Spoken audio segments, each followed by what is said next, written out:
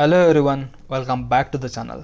ನಾನು ಇವತ್ತಿನ ವಿಡಿಯೋದಲ್ಲಿ ಹಿಂದೂಸ್ತಾನ್ ಪೆಟ್ರೋಲಿಯಂ ಅವರು ಮಾಡ್ತಿರೋ ರೆಕ್ರೂಟ್ಮೆಂಟ್ ಬಗ್ಗೆ ಪೂರ್ತಿ ಡೀಟೇಲ್ಸ್ನ ಕೊಡ್ತೀನಿ.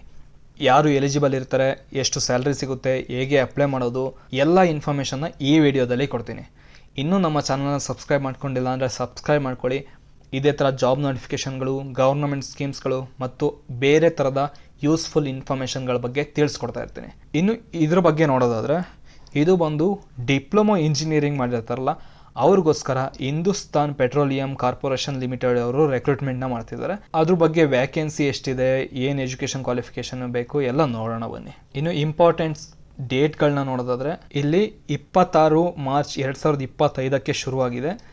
ಇನ್ನು 10 ಮೇ 2025 ಅಂತ ಕೊಟ್ಟಿದ್ದಾರೆ. ಬಟ್ ಆ್ಯಕ್ಚುಲಿ ಇವರು 21 ಮೇ 2025 ಎಕ್ಸ್ಟೆಂಡ್ ಮಾಡಿದ್ದಾರೆ. ಅದಕ್ಕೋಸ್ಕರ ಈ ವಿಡಿಯೋದಲ್ಲಿ ತಿಳಿಸ್ಕೊಡ್ತಾ ಇದ್ದೀನಿ. ಇನ್ನೂ ತುಂಬ ಟೈಮ್ ಇದೆ, ಅಷ್ಟರೊಳಗೆ ಅಪ್ಲಿಕೇಶನ್ ಹಾಕೋದಿದ್ರೆ ಹಾಕಿ. ಇನ್ನು ಎಷ್ಟೆಷ್ಟು ವ್ಯಾಕೆನ್ಸಿ ಇದೆ, ಎಷ್ಟು ಸಂಬಳ ಸಿಗುತ್ತೆ ಅಂತ ನೋಡೋದಾದರೆ, ಜೂನಿಯರ್ ಎಕ್ಸಿಕ್ಯೂಟಿವ್ ಮೆಕ್ಯಾನಿಕಲ್ ಇದಕ್ಕೆ 30,000ದಿಂದ ಹಿಡಿದು 1,20,000ವರೆಗೂ ಸಂಬಳ ಸಿಗುತ್ತೆ. 11 ವ್ಯಾಕೆನ್ಸಿ ಇದೆ.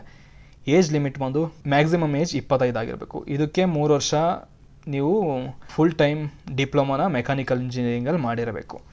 ಇನ್ನು ಜೂನಿಯರ್ ಎಕ್ಸಿಕ್ಯೂಟಿವ್ ಎಲೆಕ್ಟ್ರಿಕಲ್ ನೋಡೋದಾದರೆ, ಇದಕ್ಕೂ ಸೇಮ್ ಸಂಬಳ 30,000ದಿಂದ 1,20,000.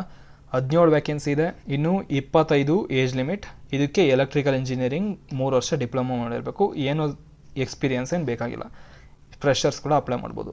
ಜೂನಿಯರ್ ಎಕ್ಸಿಕ್ಯೂಟಿವ್ ಇನ್ಸ್ಟ್ರುಮೆಂಟೇಷನ್ ಇದಕ್ಕೂ ಕೂಡ ಸೇಮ್ ಸಂಬಳ. 6 ವ್ಯಾಕೆನ್ಸಿ, 25 ಏಜ್ ಲಿಮಿಟ್, 3 ವರ್ಷ ನೀವು ಇನ್ಸ್ಟ್ರುಮೆಂಟೇಷನ್ ಇಂಜಿನಿಯರಿಂಗಲ್ಲಿ ಡಿಪ್ಲೊಮಾ ಮಾಡಿರಬೇಕು. ಇನ್ನು ಜೂನಿಯರ್ ಎಕ್ಸಿಕ್ಯೂಟಿವ್ ಕೆಮಿಕಲ್ 41 ವ್ಯಾಕೆನ್ಸಿ ಇದೆ, 25 ಏಜ್ ಲಿಮಿಟ್, ಕೆಮಿಕಲ್ ಇಂಜಿನಿಯರಿಂಗಲ್ಲಿ ಡಿಪ್ಲೊಮಾ ಮಾಡಿರಬೇಕು. ಇನ್ನು junior executive fire and safety 28 vacancy ಇದೆ, 25 ಏಜ್ ಲಿಮಿಟ್, 30,000ದಿಂದ 1,20,000 ಸಂಬಳ. Any science graduate plus diploma in fire and safety ಮಾಡಿರಬೇಕು. ಇನ್ನು ಇದಕ್ಕೆ ಯಾವ್ಯಾವ ಡಿಸಿಪ್ಲಿನಲ್ಲಿ ಮಾಡಿದರೆ ನೀವು ಇದಕ್ಕೆ ಎಲಿಜಿಬಲ್ ಇರ್ತೀರ ಅಂದರೆ, ಮೆಕ್ಯಾನಿಕಲ್ಗೆ ಮೆಕ್ಯಾನಿಕಲ್ ಇಂಜಿನಿಯರಿಂಗ್ಗೆ, ಎಲೆಕ್ಟ್ರಿಕಲ್ಗೆ ಎಲೆಕ್ಟ್ರಿಕಲ್ ಇಂಜಿನಿಯರಿಂಗ್ಗೆ.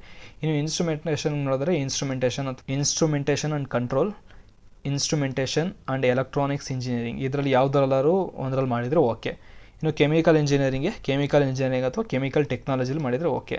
ಇನ್ನು ಫೈರ್ ಆ್ಯಂಡ್ ಸೇಫ್ಟಿಗೆ ಫೈರ್ ಆ್ಯಂಡ್ ಸೇಫ್ಟಿನೇ ಆಗಿರಬೇಕು. ಇನ್ನು ಮಿನಿಮಮ್ ಕ್ವಾಲಿಫೈಯಿಂಗ್ ಮಾರ್ಕ್ಸ್ ಎಷ್ಟು ಬೇಕು ಅಂತ ನೋಡೋದಾದರೆ, ಜನರಲ್, OBC, ನಾನ್ ಕ್ರಿಮಿ ಲೇಯರ್, EWSಗೆ 60% ಮೇಲಿರಬೇಕು. ಇನ್ನು SC, ST, PWD ಕ್ಯಾಂಡಿಡೇಟ್ಸು 50% ಮೇಲಿದ್ರೆ ಓಕೆ. ಇನ್ನು ಶಾರ್ಟ್ ಲಿಸ್ಟ್ ಅಂದರೆ ಸೆಲೆಕ್ಷನ್ ಪ್ರೋಸೆಸ್ ಹೇಗೆ ಮಾಡ್ತಾರೆ ಅಂದರೆ, CBT ಕಂಪ್ಯೂಟರ್ ಬೇಸ್ಡ್ ಟೆಸ್ಟ್ ಇರುತ್ತೆ. ಆಮೇಲೆ group discussion, skill test, interview, medical examination, ಆಮೇಲೆ ಫಿಸಿಕಲ್ ಫಿಟ್ನೆಸ್ ಎಫಿಷಿಯನ್ಸಿ ಟೆಸ್ಟ್. ಇದನ್ನೆಲ್ಲ ಮಾಡಿಬಿಟ್ಟು ಎಲ್ಲದರಲ್ಲೂ ಸೆಲೆಕ್ಟ್ ಆಗಿದ್ರೆ ತಗೊತಾರೆ. ಇನ್ನು ಕಂಪ್ಯೂಟರ್ ಬೇಸ್ಡ್ ಟೆಸ್ಟಲ್ಲಿ 2 ಪಾರ್ಟ್ ಬರುತ್ತೆ, ಜನರಲ್ ಆಪ್ಟಿಟ್ಯೂಡ್ ಮತ್ತು ಟೆಕ್ನಿಕಲ್ ಆ್ಯಂಡ್ ಪ್ರೊಫೆಷ್ನಲ್ ನಾಲೆಡ್ಜ್ ಬಗ್ಗೆ. ಇದರಲ್ಲಿ ಬಂದು ಇಂಗ್ಲೀಷ್ ಲ್ಯಾಂಗ್ವೇಜ್ ಬಗ್ಗೆ, ಕ್ವಾಂಟಿಟೇಟಿವ್ ಆಪ್ಟಿಟ್ಯೂಡ್ ಮತ್ತು ಇಂಟೆಲೆಕ್ಚುವಲ್ ಪೊಟೆನ್ಷಿಯಲ್ ಟೆಸ್ಟ್ ಬಗ್ಗೆ ಮಾಡ್ತಾರೆ. ಇನ್ನು ಟೆಕ್ನಿಕಲ್ ಬಂದು ನೀವು ಯಾವುದರಲ್ಲಿ ಡಿಗ್ರಿ ಮಾಡಿರ್ತೀರೋ ಅದ್ರ ರಿಲೇಟೆಡ್ ಕ್ವಶನ್ಸ್ ಇರುತ್ತೆ. ನೀವು ಕಷ್ಟಪಟ್ಟು ಅರ್ನ್ ಮಾಡಿರೋ ದುಡ್ಡು ನಿಮಗೋಸ್ಕರ ದುಡಿಬೇಕು ಅಂತ ಅಂದರೆ, ಇಲ್ಲಿ ನೀವು ಕಾರ್ಪೊರೇಟ್ ಬಾಂಡ್ಸ್ ಮತ್ತು FDsಲ್ಲಿ ಇನ್ವೆಸ್ಟ್ನ ಮಾಡ್ಬೋದು. ಕಾರ್ಪೊರೇಟ್ ಬಾಂಡ್ಸ್ ಅಂದರೆ ಕಂಪ್ನಿಗಳಿಗೆ ಸಾಲ ಕೊಡೋದು, ಅವರು ನಿಮಗೆ ಬಡ್ಡಿನ ಕೊಡ್ತಾರೆ. ಇಲ್ಲಿ ನಿಮಗೆ ವರ್ಷಕ್ಕೆ ಅಪ್ ಟು 12% ನಿಮಗೆ ಇಂಟ್ರೆಸ್ಟ್ ಎಲ್ಲ ಸಿಗುತ್ತೆ. ಇನ್ನು FDಯಲ್ಲಿ ಕೂಡ ನೀವು ಇನ್ವೆಸ್ಟ್ನ ಮಾಡ್ಬೋದು. ಇದು ಸೆಬಿ ಮತ್ತು RBI ಅವರು ರೆಗ್ಯುಲೇಟ್ನ ಮಾಡ್ತಾರೆ. ಇನ್ನು ಪ್ರೂಫ್ನ ನೋಡೋದಾದ್ರೆ, ಇಷ್ಟು ನನಗೆ ಆಲ್ರೆಡಿ ಬಂದಿದೆ. ಸೊ ಯಾರೆಲ್ಲ ನಿಮ್ಮ ದುಡ್ಡು ಕೈಲಿ ದುಡಿಸ್ಬೇಕು ಅಂತ ಇದ್ದೀರಾ ಅವರು ಇಲ್ಲಿ ಇನ್ವೆಸ್ಟ್ನ ಮಾಡ್ಬೋದು. ಇದು ಒಂದು ಸೇಫ್ ಪ್ಲಾಟ್ಫಾರ್ಮ್, ಇಲ್ಲಿ ತನಕ ಯಾವುದೇ ಥರದ ಮೋಸ ನಡೆದಿಲ್ಲ. ಸೊ ಇಲ್ಲಿ ಇನ್ವೆಸ್ಟ್ ಮಾಡಬೇಕು ಅಂತ ಅಂದರೆ ಡಿಸ್ಕ್ರಿಪ್ಷನಲ್ಲಿ ಲಿಂಕ್ ಕೊಟ್ಟಿರ್ತೀನಿ, ಡೌನ್ಲೋಡ್ ಮಾಡಿಕೊಂಡು ರಿಜಿಸ್ಟರ್ ಮಾಡಿಕೊಂಡು ಇನ್ವೆಸ್ಟ್ ಮಾಡಿ. ಇದ್ರದ್ದು ಕಂಪ್ಲೀಟ್ ಡೀಟೇಲ್ನ ನೋಡಬೇಕು ಅಂದರೆ ಅದ್ರದ್ದು ವಿಡಿಯೋನ ಮಾಡಿದ್ದೀನಿ. ಚಾನಲ್ನ ಹೋಮ್ ಪೇಜ್ಗೆ ಹೋಗಿ ನೋಡಿದ್ರು ಕೂಡ ನಿಮಗೆ ಸಿಗುತ್ತೆ. ಇನ್ನು ಇದಕ್ಕೆ ಎಷ್ಟು ಸಂಬಳ ಸಿಗುತ್ತೆ ಅಂತ ನೋಡೋದಾದರೆ, 30,000ದಿಂದ ಹಿಡಿದು 1,20,000 ಅಂದರೆ CTC ನಿಮಗೆ ವರ್ಷಕ್ಕೆ 10.58 ಲಕ್ಷ ಸಿಗುತ್ತೆ. ಇನ್ನು ಇದರಲ್ಲಿ ಕ್ಯಾಟಗರಿ ವೈಸ್ ನೋಡಿದರೆ, SCಗೆ 15, STಗೆ 7, OBC NCಗೆ 27, EWSಗೆ 10, ಜನರಲ್ಗೆ 44, ಟೋಟಲ್ 103 ವ್ಯಾಕೆನ್ಸಿ ಇದೆ. ಇನ್ನು ಅಪ್ಲಿಕೇಶನ್ ಫೀಸ್ನ ನೋಡೋದಾದರೆ, SC, ST, PWD ಕ್ಯಾಂಡಿಡೇಟ್ಸ್ಗೆ ಯಾವುದೇ ಥರದ ಅಪ್ಲಿಕೇಶನ್ ಫೀಸ್ ಇರೋಲ್ಲ. ಇನ್ನು general, OBC, non creamy layer ಮತ್ತು EWS ಇವ್ರಿಗೆ 1,180 ಅಪ್ಲಿಕೇಶನ್ ಫೀಸ್ ಇರುತ್ತೆ. ಇದು ಅಪ್ಲಿಕೇಶನ್ ಫೀ ಮತ್ತು GST 2 ಸೇರಿ ಅಷ್ಟು. Application fee 1,000 to 18% GST 180, so 1,180.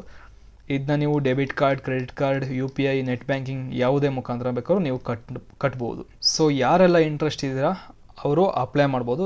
ಹೇಗೆ ಅಪ್ಲೈ ಮಾಡೋದು ಅಂದರೆ ಇದ್ರದ್ದು ಲಿಂಕ್ನ ಕೊಟ್ಟಿರ್ತೀನಿ, ಅದ್ರ ಮೇಲೆ ಕ್ಲಿಕ್ ಮಾಡಿದ್ರೆ ಸಾಕು, ಇಲ್ಲಿ ಈ ಪೇಜ್ ಓಪನ್ ಆಗುತ್ತೆ. ಇಲ್ಲಿ ನೀವು ಆಲ್ರೆಡಿ ಏನಾದ್ರು ಇದರಲ್ಲಿ ಒಂದ್ಸಲ ಅಪ್ಲಿಕೇಶನ್ ಹಾಕಿದರೆ ಅದೇ ಕ್ರೆಡೆನ್ಷಿಯಲ್ಸ್ನ ಯೂಸ್ ಮಾಡ್ಬೋದು. ಇಲ್ಲಾಂದರೆ sign up for new registration ಅಂತ ಕ್ಲಿಕ್ ಮಾಡಿ. ಸದ್ಯಕ್ಕೆ ವಿಡಿಯೋ ಮಾಡಬೇಕಾದ್ರೆ ಸೈನ್ ಅಪ್ ಫಾರ್ಮ್ ಓಪನ್ ಆಗ್ತಿಲ್ಲ, ಏನೋ ಸರ್ವರ್ ಪ್ರಾಬ್ಲಮ್ ಇದೆ. ಸೊ ಇಲ್ಲೇನಿಲ್ಲ, ಜಸ್ಟ್ ನಿಮ್ಮ name, date of birth, phone number ಈ ಥರ ಎಲ್ಲ ಕೇಳುತ್ತೆ. ಪಾಸ್ವರ್ಡ್ ಕ್ರಿಯೇಟ್ ಮಾಡೋದಿರುತ್ತೆ. ಪಾಸ್ವರ್ಡ್ ಕ್ರಿಯೇಟ್ ಮಾಡ್ಕೊಬಿಟ್ಟು ಅಕೌಂಟ್ ಕ್ರಿಯೇಟ್ ಮಾಡಿ ಲಾಗಿನ್ ಆಗಿ ಆಮೇಲೆ ಅಪ್ಲಿಕೇಶನ್ ಹಾಕೋದಿರುತ್ತೆ. ಸೊ ಯಾರೆಲ್ಲ ಈ ಡಿಪ್ಲೊಮೊ ಓದಿದ್ದೀರಾ, ಅವ್ರಿಗೆ ಇಂಟ್ರೆಸ್ಟ್ ಇದ್ದರೆ ಇದಕ್ಕೆ ಅಪ್ಲೈ ಮಾಡಿ. ಹಾಗೆ ನಿಮ್ಮ ಫ್ರೆಂಡ್ಸ್ ಆ್ಯಂಡ್ ಫ್ಯಾಮಿಲಿಗೂ ಶೇರ್ ಮಾಡಿ, ಅವರು ಕೂಡ ಅಪ್ಲೈ ಮಾಡಿ. Thank you, all the best.